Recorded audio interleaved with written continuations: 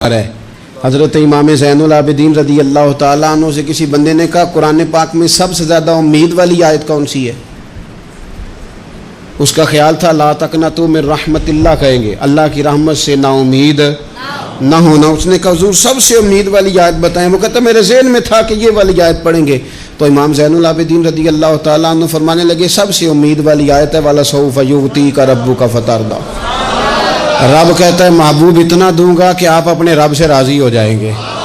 آیت نازل ہو گئی تو حضور پتہ کیا فرماتے ہیں صحابہ سے؟ فرماتے ہیں رب کہتا ہے حبیب تجھے راضی کرنا ہے، اور جب تک میرے سارے غلام جنت میں گئے نہ میں نے اللہ سے راضی ہونا ہی نہیں۔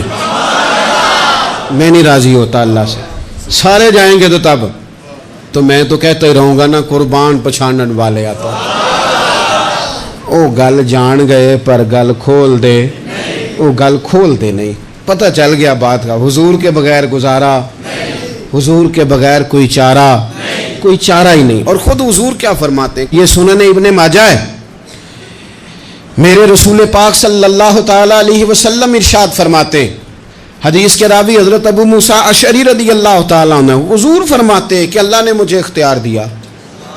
یا رسول اللہ کس بات کا؟ فرمایا رب نے اختیار دیا میں چاہوں تو آدھی امت بغیر حساب کے جنت چلی جائے، اور میں چاہوں تو اللہ سے اختیار لے لوں کہ یا اللہ مجھے شفاعت کا حق دے، میں سفارش کرتا جاؤں اور تو انہیں معافی دیتا جائے۔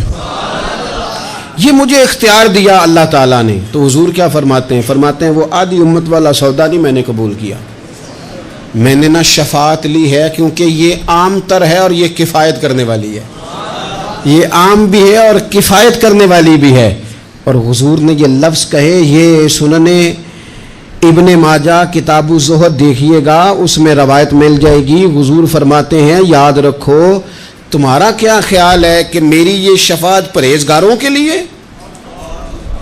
خود جملہ استفہامیہ سے بات کرتے ہیں، تمہارا کیا خیال ہے کہ میری یہ شفاعت جو قیامت میں میں سفارش کروں گا تو پرہیزگاروں کی کروں گا؟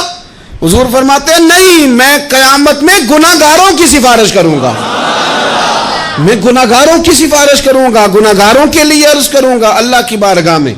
کچھ دن پہلے میں کہیں پڑھ رہا تھا کسی کا مضمون، اس نے تشبیہ کس طرح کی دی ہے مجھے پتہ نہیں، لیکن لکھ دی بات، کہنے لگے ایک وکیل ہوتا ہے ایک شفیع ہوتا ہے،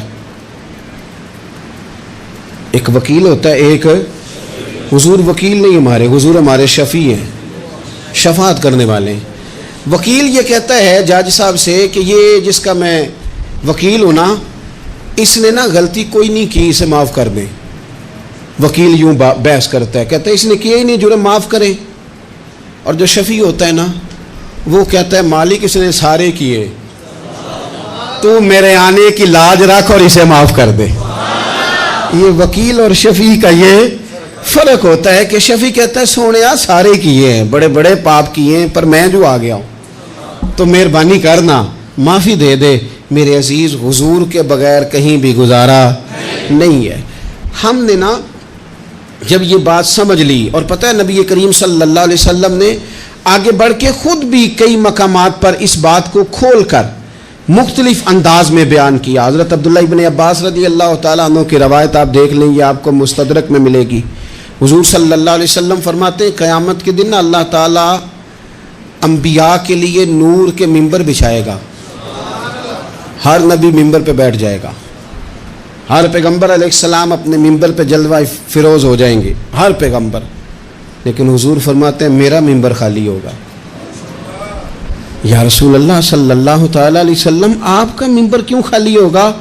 حضور فرماتے ہیں میں ممبر چھوڑ کے رب کی بارگاہ میں کھڑا ہو جاؤں گا، اور اس ڈر سے کھڑا ہو جاؤں گا کہیں ایسا نہ ہو کہ میں جنت میں چلا جاؤں اور میری امت رہ جائے۔ میں اپنی امت کی سفارش کروں گا، رب میری امت کی سفارش قبول کرے گا۔ فرماتے ہیں میں اتنی سفارش کروں گا، اتنی سفارش کروں گا کہ جہنم کا دروغہ مجھ سے کہے گا کہ محبوب کمال ہو گئی، آپ نے تو اپنا کوئی غلام دوزخ میں رہنے نہیں دیا، سارے آپ نے نکال دیے۔ کسی شاعر نے بڑی خوب بات کی تھی، اس نے کہا تھا کہ یاد رکھو قیامت کا جو دن ہے نا، یہ قیامت کا دن دراصل ہمارا وقت ہوگا خاص، جب ہم نبی پاک صلی اللہ علیہ وسلم کی بارگاہ میں جائیں گے تو ہمیں سمجھ آ جائے گی کہ دنیا میں ہم نے کئی دوستیاں لگائی تھیں پر جھوٹی لگا بیٹھے. ایک دوستی سچی ہے جو مدینے والے کی ہے. وہ کہتے ہیں محمد بوٹیا جھوٹا ہی جاگ سارا. یہ سچیاں مدینے والے دیاں یاریاں، سچیاں مدینے والے دیاں. تو نبی پاک صلی اللہ علیہ وسلم کے بغیر نہ دنیا میں گزارا ہے، نہ قبر میں گزارا ہے، نہ آخرت میں گزارا ہے. اب ایک سبق ہے، وہ سبق بھی آپ نے ضرور یاد کرنا ہے. جس شخصیت کے بغیر ہمارا گزارا نہیں، نہ قبر میں، نہ عشر میں، نہ پل صراط پہ، نہ میزان عمل میں، نہ حوض کوثر پہ، تو ہمارا ان کے بغیر دنیا داری میں گزارا کیسے ہو جاتا ہے؟ ہمارا تجارت بھی حضور سے سیکھیں، گھرداری بھی حضور سے سیکھیں، شادی بیاہ کے طریقے بھی حضور سے سیکھیں. جب گزارا نہیں حضور کے بغیر تو پھر زندگی کے سارے سلیقے حضور سے سیکھیں. پھر ادھر ادھر جانے کی ضرورت ہے. حضور کی سیرت کو پڑھیں، سوانے کو پڑھیں، حیات مبارکہ کا مطالعہ کریں. یہ جو ہم میلاد کا جلوس لے کے نکلتے ہیں نا، جب ہم نے نا بہت ساری چیزوں کو سطحی سا سمجھ لیتے ہیں معاذ اللہ بعض اوقات. یہ جب ہم میدان میں نکلتے ہیں نا، میلاد کے جلوس میں حضور کے نام کا نعرہ لگاتے ہیں، تو ہم نہ للکارتے ہیں اس نظام کو جو نظام حضور سے پہلے تھا. امیر غریب کی تقسیم تھی، ذات برادری کی تقسیم تھی، چھوٹے بڑے کی تقسیم تھی، گورے کالے کی تقسیم تھی. ہم جب میدان میں نکل کے نعرہ لگاتے ہیں تو ہم اس نظام کو للکارتے ہیں. ہم کہتے ہیں وہ نظام نہیں چلے گا، وہ حضور کا میلاد ہو گیا ہے. اب نظام وہ ہے کہ جس پلیٹ میں ابو بکر صدیق کھانا کھائیں گے اسی میں بلال حبشی بھی کھائیں گے. اب نظام وہ ہے کہ اگر غریب آدمی جرم کرے گا تو سزا ملے گی، تو اگر گورنر کا بیٹا جرم کرے گا تو سزا اسے بھی ملے گی. اب حضور کا نظام آ گیا، ہم اس نظام کی طرف بڑھتے ہیں. اپنے آپ کو حضور کے قدموں کی طرف مائل کریں. میلاد صرف 1 سے 12 ربیع الاول تک نہیں، میلاد سارا سال ہے. ذکر میلاد سارا سال ہے. میلاد کی محفل سارا، اور میلاد صرف مسجد میں نہیں، گھر میں بھی ذکر میلاد، دکان میں بھی ذکر میلاد. ذکر میلاد سے مراد حضور کی تعریفیں، نبی پاک کی شانیں، حضور کی باتیں. آ میرے دل آمنہ کے لال کی باتیں کر، چہرہ والشمس کے اجلال کی باتیں کریں.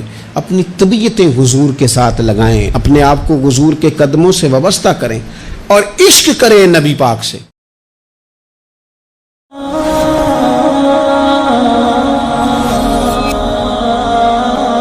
رحمۃ اللہ علیہ فرماتے ہیں کہ قیامت میں منظر اس طرح کا ہوگا کہ نبی پاک ہمارے آگے آگے چلیں گے اور ہمیں اللہ کی رحمت کی خوشخبری سناتے جائیں گے.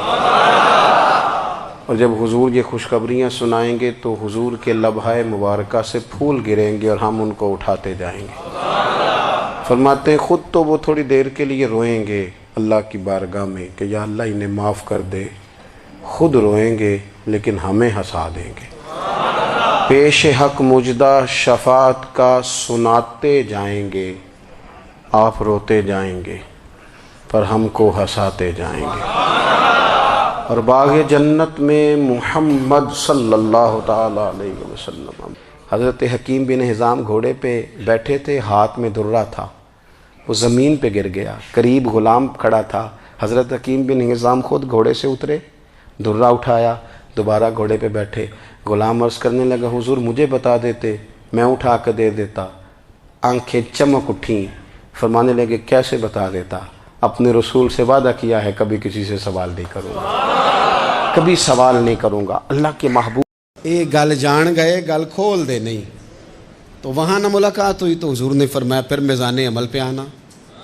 یا رسول اللہ وہاں کیا ہوگا؟ فرمایا امت کے عمل تول رہے ہوں گے اور میں ان کے لیے دعائیں کر رہا ہوں گا.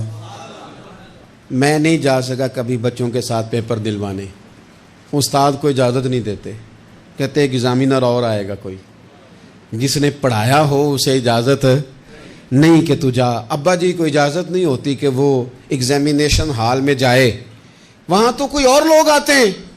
یہ بھی عجیب سبق ہے نا کائنات کا کہ سارے تعلیم و تربیت کے اسباق بھی حضور پڑھائیں، رنگ بھی سارا حضور ہی بتائیں، اور قبر کے سوالات بھی سارے ہمیں حضور بتا دیں، اور جب پیپر ہونے لگے تو سرانے بھی کھڑے ہو جائیں. تو پھر کہہ لینا ایک دفعہ پھر کہ کہ وہ دے کولوں کی رب نے حساب لینا جیڑا بیٹھا ہی محمد دے کول وہ دے کولوں کی رب نے حساب لینا. میرے عزیز ہمارا گزارا نہیں حضور کے بغیر. لوگ اصل میں نا ہمارا مسئلہ نہیں سمجھتے, ہمارا مسئلہ کچھ اور ہے. لوگ ہمیں نا بلا وجہ پریشان کرتے ہیں, کبھی جھنڈے سے, کبھی ڈنڈے سے, کبھی جھنڈی سے, کبھی کسی شے سے, کبھی کسی شے سے. کبھی کہتے ہیں وہ نعت اونچی پڑھ لی, کبھی کہتے ہیں سلام اونچا پڑھ لیا, کبھی کہتے ہیں وہ جھنڈیاں لگا دیں. میں نے کہا آپ کی بات بھی ٹھیک ہے, پر ہمارا مسئلہ تو سمجھو نا, ہمارا گزارا نہیں نا بھائی. جو کسے دا عاشق ہوئے وہ گالو سے دی 100 مکر بہانے کر کے. میں پوچھے ہے میاں صاحب نو مزار تے جا کے کہ مکر کرنے ٹھیک نے؟ تساں آکھیا نا مکر کردا ہے تے حضور ٹھیک نے. تے مینوں لگدا ہے کہ پولا جان دے سے پے کہ سونا راضی کرنا ہوئے تے موڑ ٹھیک نے. حضور نے ایک دن کہا تھا, حضرت ابو سعید خدری نے کہا یا رسول اللہ آپ قرآن پاک کی تلاوت کر رہے تھے, قرآن پاک بڑا سونا پڑھتے تھے نا. تو نبی کریم نے سن لیا, اب کیا کریں, دلیل دیں گے تو بات مضبوط ہو جائے گی. حضور نے سن لیا تو بعد میں فرمایا ابو سعید تو بڑا سونا قرآن پڑھتا ہے, رب کے علاوہ کسی کو دکھا کے عبادت کرنی جائز ہے؟ حضرت ابو سعید خدری کہنے لگے سن رہے ہیں, مجھے پتہ نہیں تھا آپ سن رہے ہیں, ورنہ میں نے تو اور بنا بنا کے پڑھنا تھا. اب تو مان جاؤ نا, جو کسے دا عاشق ہوئے گل سے دی کرد ہے 100 مکر بہانے کر کے, 100 مکر بہانے کر کے او دہی مرنے مرد ہے.